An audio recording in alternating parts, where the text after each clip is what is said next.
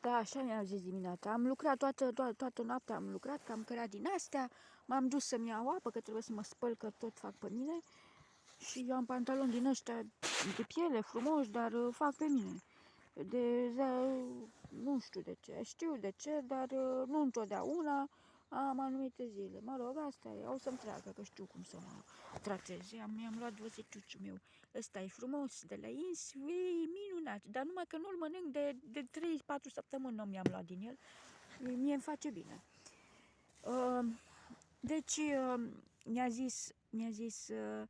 mi-au zis ăștia din cap de dimineață că voiau să vină la tine, nu că stătea în casă, dar voia să vină, ei nu știau că tu ai mult și aveam mult, că mereu am o valiză întregi, plină numai cu mâncare. Trebuia să vină, dacă atunci ne întâlneam și stăteam la dracu cu supliment, că eu găseam de lucru, că Milano era aproape. Și eu și trebuie să cer la supermercaturi. Ei nici nu s-au înscris. Acum de Paști sunt alea. Te înscrii, dacă nu de celularul tău, pe internet și te cheamă ei pe la ceva. Deci un alt nume, un nume coniome. Dați un coniome nume de familie asemănător sau un puțin diferit și zici, de fapt sunt eu și dai numărul tău de telefon. Deci ceva așa. Ca să lucrați, să luați bănuți. Cu tramvaiul n-ați vrut să faceți, că era de făcut. Dacă atunci, ca ani de zile, ea n-a vrut să mă vadă pe mine pentru că niciodată nu ne-ați sprijinit. Ca părinți ne-ați dat la dracu, la curvare, la care păreau să fie de serioși. Mă rog, nu fac prea rău ca toată lumea ilată, dar e ca și cum mi s-a ars sufletul când mi-a zis, ia uite-mă, pentru puțin tâmpita aia, și au trecut și 30 de zile, ca proștii s-au dus și acolo ca să fie sigură că că puteau să evite să se ducă în altă provincie și să facă la dracu altă provincie. Acum asta e, măcar că au economisit, dar rămâne stampă pe creierul tău. Mă rog, mi s-a ars sufletul, că cum stau cu toții frică că poate am chestia aia. Că cineva mi-a dat-o. Păi și ei nu au, dacă o manipulează, nu au. Și cum au fost că toți se duc și se ia acolo din saci, nu au.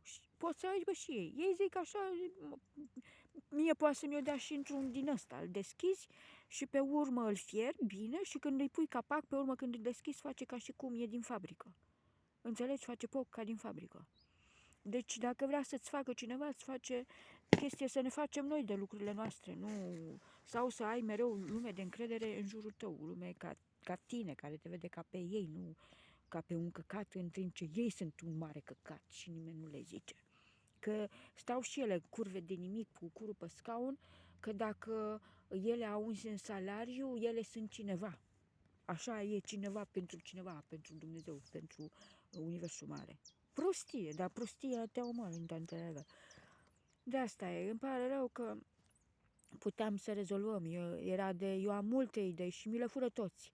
Am găsit un loc în Milano, e loc viran poți să-ți construiești acolo sau puteam să-mi pun căsuța, trebuie să vorbesc. Au pus tâmpiții ăștia din capul meu, care văd unde mă uit eu, pe alții să se uite la așa, le-au zis, vorbesc, îi anunță, când mă duc eu în Milano, îi anunță să faci nu știu ce, să te uiți la nu știu ce, și alții care sunt acolo, așa e rețeaua de lume, ies în tramvaie pe unde mă duc eu și când trec prin locul ăla se uită la mine pe mine, să observe dacă mă interesează sau nu.